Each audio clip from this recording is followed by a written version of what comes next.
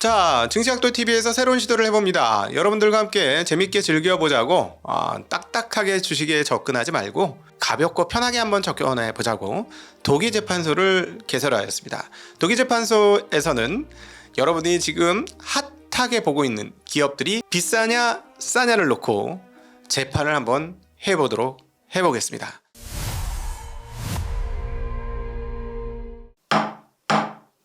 오늘 독일재판소에선 주인공은 바로 이 시대 최고의 기업, 그리고 최고로 비싼 기업, 최고로 앞서가는 기업, 바로 엔비디아입니다.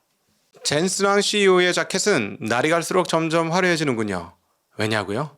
GPU 가격이 떨어질 기미를 보이고 있지 않기 때문입니다. 날이 갈수록 계속해서 비싼 GPU를 팔고 있는 젠슨 왕. 젠슨 왕이 얼마나 부자가 됐는지는 그의 가죽 자켓의 광택을 보면 알 수 있겠네요. 자, 과거 하락론자는 엔비디아에 대해서 독설을 뿜었습니다. 500억 달러 때도 비싸다고 얘기했고 5천억 달러 때도 이건 완전 거품이야 라고 얘기했습니다. 그런데 지금 시가총액은 도대체 얼마까지 갔죠?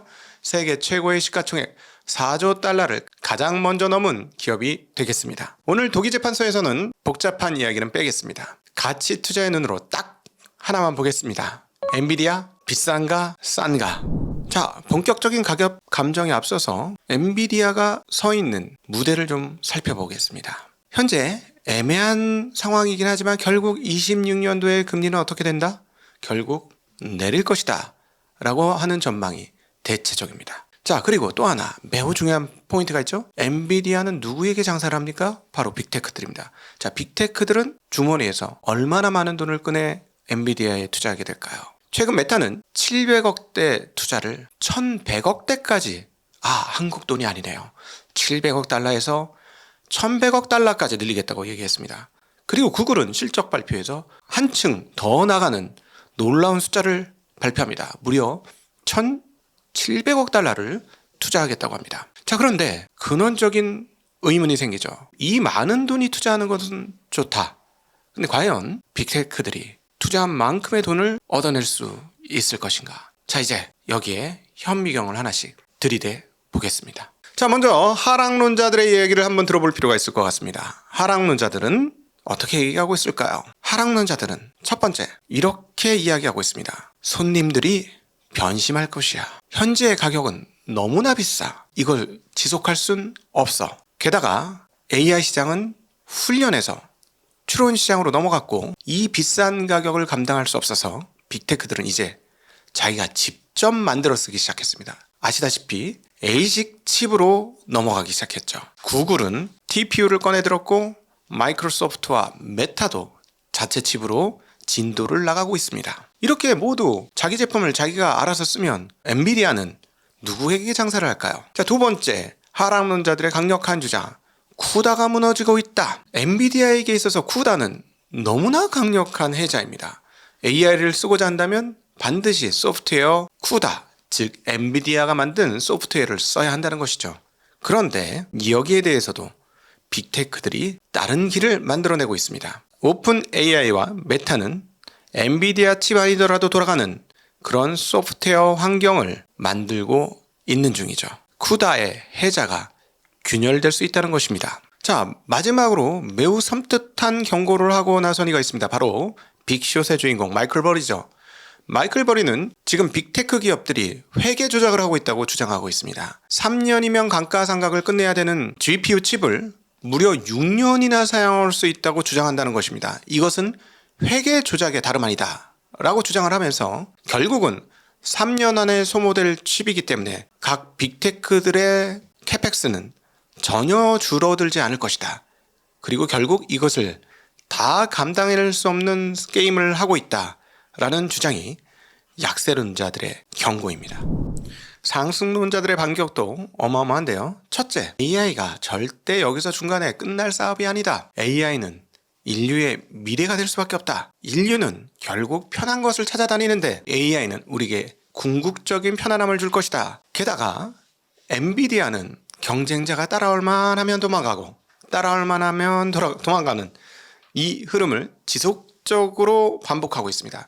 일반적인 기업들이 2년 또는 3년에 만들 칩을 1년, 2년에 신제품으로 만들어내면서 경쟁자는 오직 나 엔비디아밖에 없다는 사실을 계속해서 현장에서 실증하고 있습니다. 이번에 새롭게 나오는 메라 루비는 블랙웰 대비 가격은 비싸지만 사용 효율이 엄청나게 높은 것으로 알려져 있습니다. 그래서 실제로 전력당 사용 효율이 엄청나게 높은 스펙을 가지고 있기 때문에 다른 기업들이 따라올 수 없는 기술적 초격차를 가지고 있다라는 주장입니다. 자, 두 번째로는 이제 엔비디아가 칩하는 회사인 줄 아느냐? 아니다. 칩만 파는 회사가 절대 아니다. 엔비디아는 이제 NIM이라는 소프트웨어 패키지까지 파는 회사다. 즉 이것은 AI 시대의 윈도우 같은 제품이다 라는 것이죠. 이제 엔비디아는 단순히 칩하는 회사를 넘어서 소프트웨어까지 월세를 받는 그런 기업이 되고 있다는 주장입니다. 게다가 이미 잘 알고 있다시피 엔비디아는 의학 쪽으로도 그리고 물리 로봇 영역으로도 계속해서 확장되고 있습니다.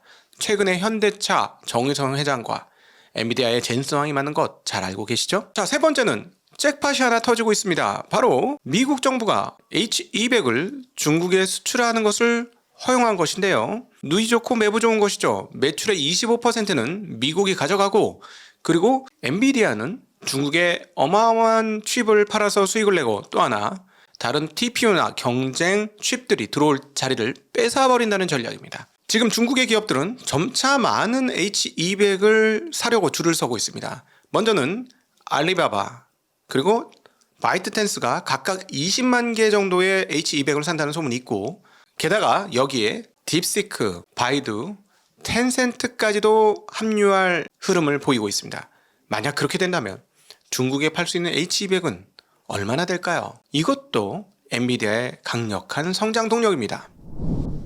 자, 이제 양쪽 말을 다 들었습니다. 이제 제가 계산기를 좀 두드려 볼 시간이 되었네요. 가치 투자의 거장 워렌 버핏은 이렇게 얘기했습니다. 가격은 지불하는 것이고 가치는 얻는 것이다. 자, 우리는 엔비디아에게 어떤 가격을 지불하고 어떤 가치를 받을 수 있을까요? 이 회사는 자본을 넣었을 때 자본 효용성은 정말 극강의 흐름을 보여주고 있습니다.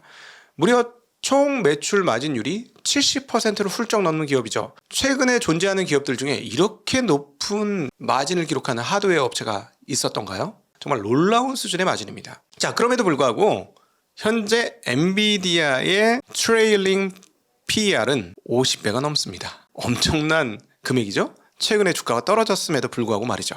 자, 그런데 말입니다. 분기 실적을 하나하나 까보도록 하겠습니다. 분기 실적을 까보고 분기 주당이익을 까보면 이 회사는 분기별로 성장률이 무려 10에서 20% 안팎을 계속해서 내달리고 있습니다. 아니 어떻게 한 기업이 분기의 영업이익 증가, 순이익 증가가 5%도 아니고 10%도 아니고 15%, 20%까지 도달하느냐 이 말이죠. 이런 기업들은 사실 과거에는 찾아보기 힘든 그런 놀라운 실적을 보여주고 있는 기업이다 라고 볼 수 있습니다. 자, 그래서 따져보면 트레일링 PER 50배가 넘지만 최근에 낸 이익을 기반으로 그 이익의 성장률을 기반으로 계산을 해보면 EPS 대비 PER은 겨우 27배까지 떨어지기도 합니다. 약간 강하게 보면 그렇다는 것이죠. 자, 50배 하던 기업이 내년에 27배 하면 그러면 후년에는 어떻게 될까요? 그럼 거기서 또 반토막이 날 수도 있다는 얘기죠. 즉 15배 이하로 떨어질 수도 있다는 얘기입니다.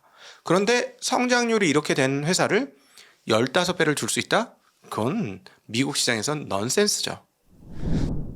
자, 이제 그러면 엔비디아에 대한 심판을 해보도록 하겠습니다. 지금 당장에는 너무 미인이다.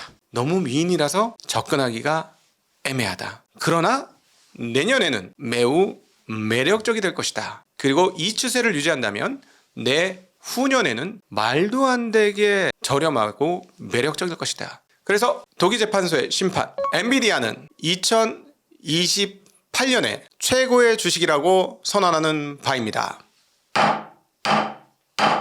판결은 끝났습니다. 하지만 진짜 투표는 지금부터죠. 배시원 여러분, 여러분은 지금 엔비디아의 가격이 적절하다고 보십니까? 댓글로 여러분의 판결을 남겨주십시오. 오늘 독일재판소는 여기까지입니다. 재밌으셨다면 댓글로 여러분의 의견을 주십시오.